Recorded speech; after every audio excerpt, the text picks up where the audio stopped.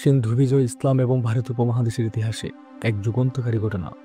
712 খ্রিস্টাব্দের বীর সেনাপতি মোহাম্মদ বিন কাসিমের নেতৃত্বে 12,000 মুসলিম মুজাহিদ বাহিনী সিন্ধু রাজা দাহিরের নেতৃত্বে থাকা 50,000 হিন্দু বাহিনীকে পরাজিত করে সিন্ধু বিজয় করেন। এই বিজয়ের মাধ্যমে ভারত উপমহাদেশে ইসলামের প্রচার প্রসার এবং মুসলিম শাসন প্রতিষ্ঠার ভিত্তিপ্রস্তর স্থাপিত হয়। পাশাপাশি পারস্পরিক দ্বন্দ্ব সংঘাতে লিপ্ত থাকা বর্ণভেদ ও সতীদাহ প্রথায় জর্জরিত ভারতবাসী ইসলাম ও মুসলমানদের সংস্পর্শে এসে সভ্য জাতিতে পরিণত হয়। তাছাড়া সিন্ধু বিজয়ের ফলে হিন্দু মুসলিম কিংবা আরব ভারতীয় জাতির সংমিশ্রণে এক নতুন জাতির উদ্ভব ঘটে। 705 থেকে 715 খ্রিস্টাব্দ পর্যন্ত ইসলামী রাষ্ট্র বা খিলাফতের শাসন ক্ষমতায় ছিলেন উমাইয়া খলিফা আল ওয়ালিদ। তার সময়ে ইসলামী রাষ্ট্র সীমানা এশিয়া, আফ্রিকা, ইউরোপ অর্থাৎ 3 মহাদেশ পর্যন্ত বিস্তৃত হয়। সিন্ধু বিজয় খলিফা আল ওয়ালিদের রাজ্য বিস্তার নীতির একটি অন্যতম অংশ ছিল। তার শাসনামলে শৃঙ্খল তথা বর্তমান শ্রীলঙ্কায় অনেক মুসলিম বণিক ও ধর্মপ্রচারক পরিবারবর্গ সহ বসবাস করত। তারা মহানবী সাল্লাল্লাহু আলাইহি ওয়াসাল্লাম এবং রাশিদিন খিলাফতের সময় সিংহলে গমন করেছিল। ইসলাম ধর্ম ও মুসলমানদের সংস্পর্শে এসে তৎকালীন সিংহলের রাজাও ইসলাম ধর্ম গ্রহণ করেছিলেন। কিন্তু এই সময় হঠাৎ প্রাকৃতিক দুর্যোগের কবলে পড়ে সিংহলের অনেক মুসলিম নিহত হয়।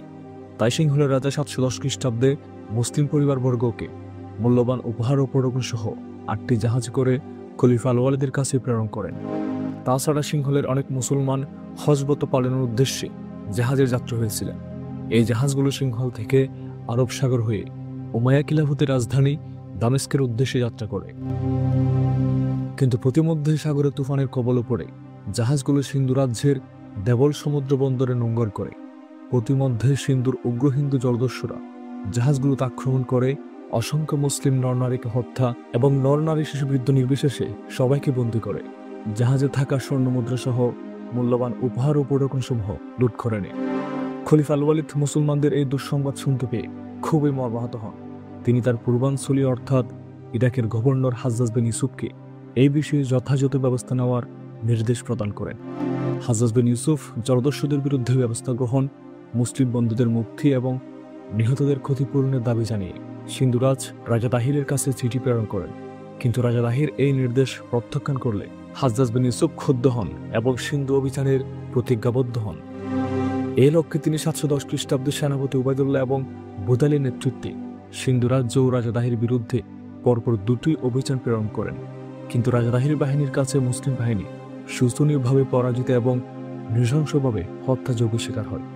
হাজ্জাজ বিন ইউসুফ এই পরাজয়ে খুবই ব্যথিত হলেও হতাশ হননি। অতঃপর তিনি তার জামাতা ও ভ্রাতুষ্পুত্র মাত্র 17 বছর বয়সী তরুণ বীর সেনানী মোহাম্মদ বিন কাসিমের নেতৃত্বে 12,000 সৈন্যের একটি বাহিনী নিয়ে রাজা দাহির বিরুদ্ধে পুনরায় অভিযান প্রেরণ করেন। মোহাম্মদ বিন কাসিম 712 খ্রিস্টাব্দে ইরাক থেকে পাকিস্তান ও ইরানের মধ্যবর্তী স্থান মাখরান হয়ে পাকিস্তানে অবস্থিত সিন্ধু অভিযানের উদ্দেশ্যে যাত্রা করেন। প্রতিমধ্যে ব্রাহ্মণ সিন্ধু রাজা দাহিরের নির্যাতন ও অত্যাচার অধিষ্ঠিত নিম্নবর্ণের হিন্দু, জাট, ম্যাড ও বৌদ্ধ সম্প্রদায় মোহাম্মদ বিন কাসিমের সাথে যোগদান করলে মুসলিম বাহিনীর শক্তি আরও বৃদ্ধি পায়। অতঃপর মোহাম্মদ বিন কাসিমের নেতৃত্বে মুসলিম বীর মুজাহিদ বাহিনী রাজা দাহিরের বাহিনীকে পরাজিত করে সিন্ধুর দেবল বন্দর বিজয় করে জলদস্যুদের উচিত শিক্ষা প্রদান এবং মুসলিম বন্দীদের মুক্তি করতে সক্ষম হয়। এরপর সিন্ধু রাজ্যের শহর নিরুন, সিওয়ান, সিসাম এবং ব্রাহ্মণাবাদ এক প্রকার বিনা বাধায় বিজয় করে। মোহাম্মদ বিন কাসিমের পরবর্তী লক্ষ্য সিন্ধু রাজ্যের রাজধানী আলোর বিজয়। মুসলিম বাহিনীর আলোর অভিযানের খবর পেয়ে রাজা দাহির 50,000 সৈন্য নিয়ে মুসলিম বাহিনীর মুখোমুখি হন। ঐতিহাসিক এই যুদ্ধে রাজা দাহিরের নেতৃত্বে বিশাল বাহিনী মুসলমানদের কাছে শোচনীয়ভাবে পরাজিত হয়। রাজা দাহিরও যুদ্ধক্ষেত্রে নিহত হয়। মোহাম্মদ বিন কাসিমের নেতৃত্বে মুসলিম বাহিনীর সিন্ধু বিজয়ের মাধ্যমে ভারতীয় উপমহাদেশে মুসলিম শাসন প্রতিষ্ঠার প্রাথমিক বীজ রোপিত হয়। পরবর্তীতে এই বীজে অনুপ্রাণিত হয়ে মুসলমানরা ভারতীয় উপমহাদেশে ইসলামের পতাকা উত্তোলন এবং স্বাধীন শাসন প্রতিষ্ঠা করতে সক্ষম হন। তাছাড়া সিন্ধু বিজয়ের ফলে পৃথিবীর একমাত্র সত্য ধর্ম ইসলামের সংস্পর্শে এসে অনেক হিন্দু ও বৌদ্ধ ইসলাম গ্রহণ করে এবং অনেক ধর্মপ্রচারক সুফি দরবেশ ভারতীয় উপমহাদেশে ইসলাম প্রচারে আত্মনিয়োগ করে। এছাড়াও সিন্ধু বিজয়ের ফলে ভারতীয় সংস্কৃতি গ্রিক, মিশরীয়, পার্সিক ও আরবী সংস্কৃতির মিশ্রণে সমৃদ্ধি হওয়ার সুযোগ লাভ করে। অপরদিকে মুসলিমগণ ভারতীয় জ্যোতির্বিদ্যা, গণিত, দর্শন, চিকিৎসা শাস্ত্র, শিল্পকলা প্রভৃতির সংস্পর্শে আসে।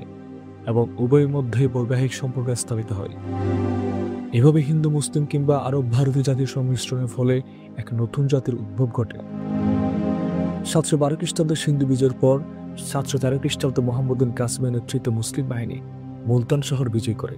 মুলতান বিজয়ের পর তিনি কনৌজ বিজয়ের পরিকল্পনা করেছিলেন, কিন্তু 715 খ্রিস্টাব্দে মোহাম্মদ বিন কাসিমের আকস্মিক মৃত্যুর ফলে ভারতীয় উপমহাদেশে মুসলিম শাসন প্রতিষ্ঠার প্রথম পর্যায়ের সমাপ্তি ঘটে।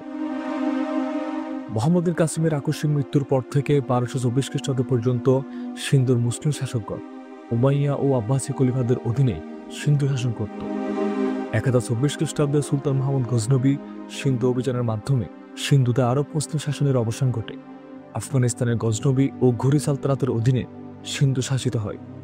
পরবর্তীতে দিল্লি সালতানাত মুঘল ও ব্রিটিশ সাম্রাজ্যের অধীনে শাসিত হয় এবং সর্বশেষ 1947 সালে ভারত বিভাগের সময় এ রাজ্য পাকিস্তানের অধীনস্থ হয়ে পড়ে।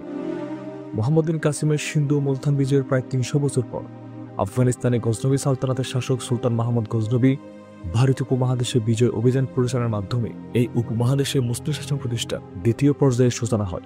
ভিউয়ার্স, এতক্ষণ আমাদের চ্যানেলের সাথে থাকার জন্য অসংখ্য ধন্যবাদ। ভিডিওটা ভালো লাগলে আমাদের চ্যানেলটি সাবস্ক্রাইব, শেয়ার এবং ফেসবুক পেজটি ফলো করুন। আল্লাহ হাফেজ। আসসালামু আলাইকুম।